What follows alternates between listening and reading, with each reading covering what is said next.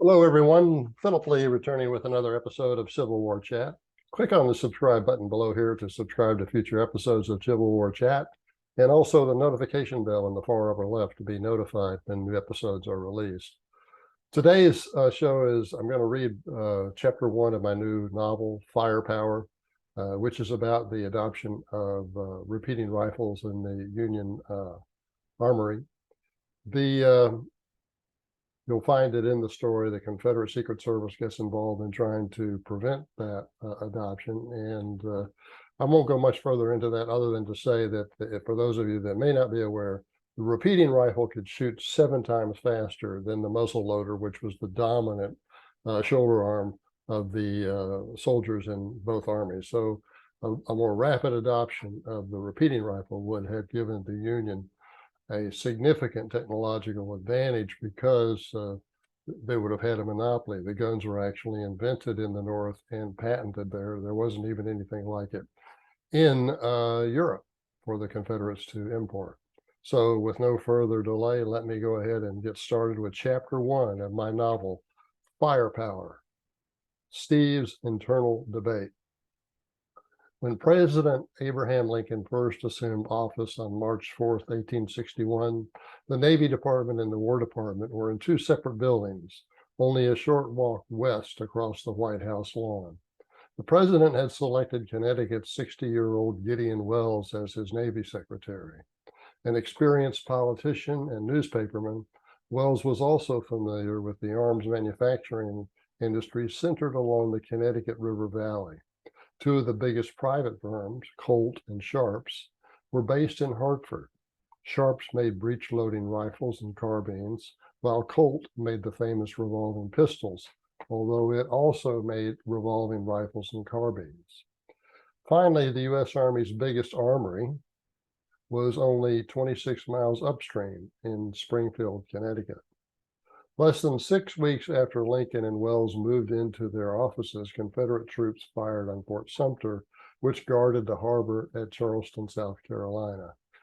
After the surrender, President Lincoln sent forth a volunteer call for a total of 75,000 troops to defeat, quote, combinations too powerful to suppress by the ordinary course of judicial proceedings, close quote, in the 7 cotton states that stretched from Texas to South Carolina inclusive.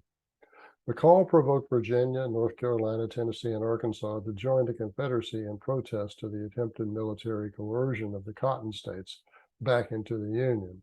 As a Virginian whose father fought conspicuously in the American Revolution, future Confederate General Robert E. Lee had explained in a letter to his eldest son just 3 months earlier, quote, I cannot anticipate a greater calamity for the country than a dissolution of the Union.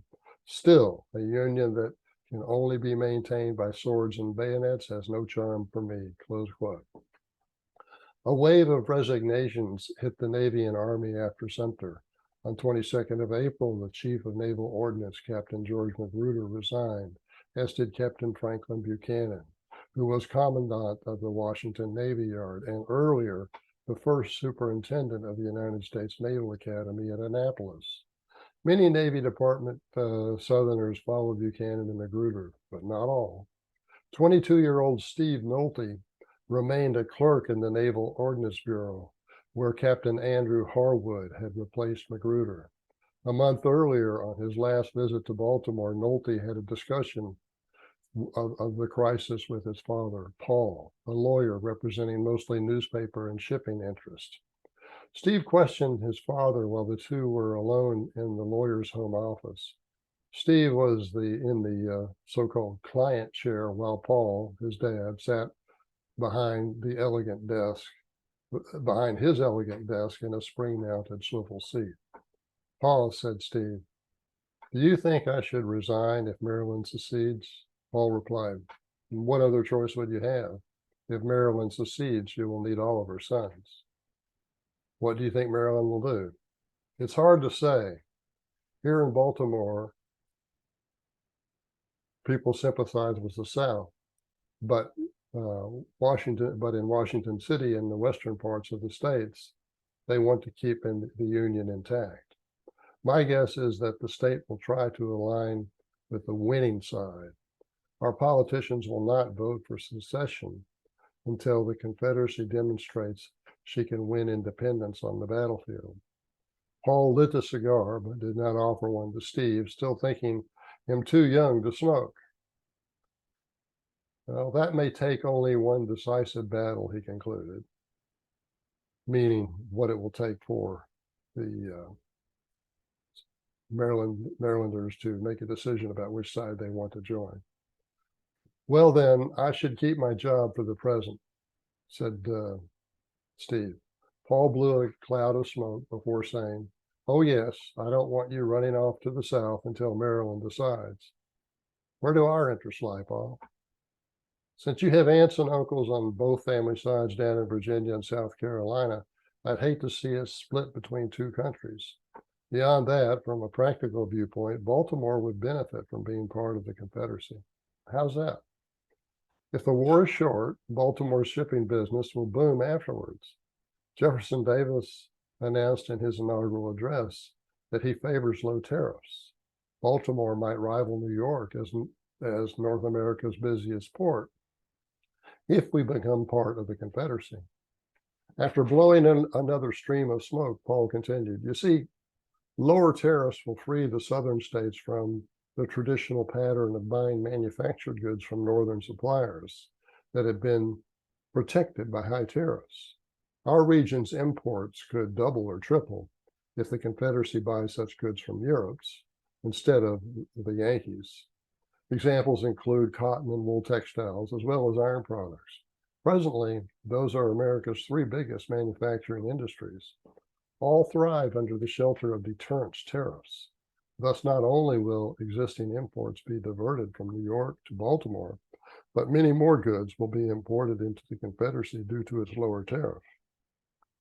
Goods that previously were bought from northern manufacturers. Well, what about the other southern ports? Yes, they'll all benefit to some extent, but Baltimore has the advantage of being geographically close to the population centers of the northern states. If Confederates' tariffs are half those of the Yankees, we can expect a lot of smuggling. But Paul, you're a lawyer. Surely you're not going to become a smuggler or suggest that your clients become smugglers. No, we'll just import the goods to Baltimore and store them in warehouses. If Maryland becomes part of the Confederacy, we can sell to anyone inside it without paying any extra duty beyond President Davis's tariff. If some of those buyers choose to resell the merchandise into the northern states, it will be up to the Yankee buyers to pay Mr. Lincoln's tariff. But as you might guess, some cargoes will be carried across the Pennsylvania line by wagon under cover of darkness. Others will be shipped coastwise by skippers who are not too exacting with their paperwork. But all that is illegal. Right. But we won't be doing it. Instead, it will be independent operators willing to take the risk. In fact, they'll probably be transplanted Yankees. Paul paused to gather his thoughts before adding, "The most effective way to stop such trade is by mutual enforcement involving the United States and the Confederacy. It's my guess that such an agreement will be a Davis bargaining chip in any peace negotiations or settlement with Mr. Lincoln. But he'll probably insist that the Yankees reciprocate by returning runaway slaves, which they presently often fail to do, even though officially required to comply by the Fugitive Slave Act." "I see," said Steve. "New Orleans will probably benefit like Baltimore.